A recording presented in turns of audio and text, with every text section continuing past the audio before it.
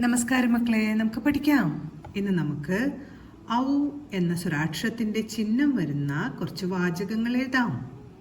ആദ്യം എഴുതുന്ന വാചകം മൗനമായി ഇരിക്കൂ എന്നാണ് കേട്ടോ.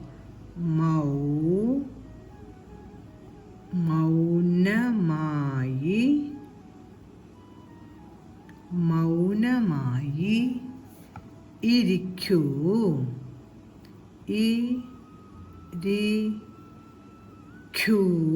ഉറപ്പിച്ചു വച്ചിരിക്കുന്നുണ്ട്. കായുടെ കൂട്ടക്ഷരം എഴുതി ഊ എന്ന ചിഹ്നവും ചേർത്തു. മൗനമായി ഇരിക്കൂ. അടുത്തത് നമുക്ക് ടൗണിൽ പോകണം എന്ന് എഴുതാം. ടൗണിൽ ടാ എഴുതി ഔവിൻ്റെ ചിഹ്നം. ടൗണിൽ നാ എഴുതി ഈടെ ചിഹ്നം. നി ടൗണി ഇൽ.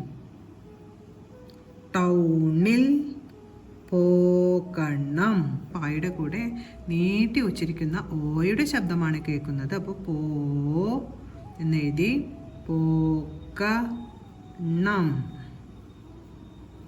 ടൗണിൽ പോകണം. അടുത്ത് നമുക്ക് നീ ഏത് പൗരനാണ് എന്ന് എഴുതാം. നീ ഏത് പൗരനാണ്.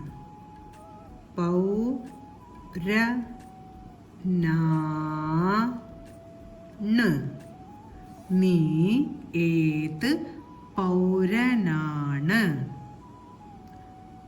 അടുത്ത് നമുക്ക് നൗക വെള്ളത്തിലൂടെ പോകുമെന്ന് എഴുതാം. നൗക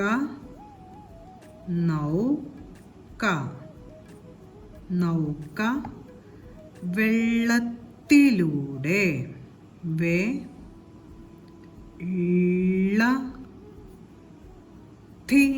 ഉറപ്പിച്ചു വച്ചിരിക്കുന്നുണ്ട് തായുടെ കൂട്ടക്ഷരം. വെള്ളത്തിലൂടെ ഒഴുകുമെന്ന് എഴുതാട്ടോ. ഒഴുകും.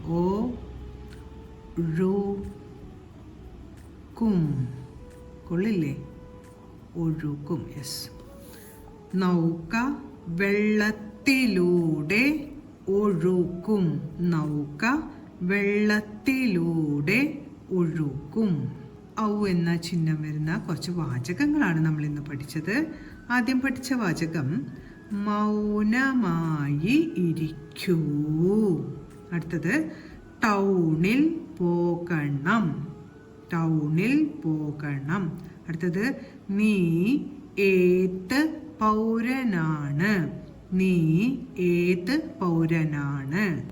അവസാനം പഠിച്ച വാചകം നൗക വെള്ളത്തിലൂടെ ഒഴുകും. നൗക വെള്ളത്തിലൂടെ ഒഴുകും. ഇന്ന് പഠിച്ച വാചകങ്ങളെല്ലാം പറഞ്ഞുകൊണ്ട് എഴുതി പഠിക്കാൻ ശ്രമിക്കണം. അടുത്ത ക്ലാസ്സിൽ കാണാം. നമസ്കാരം.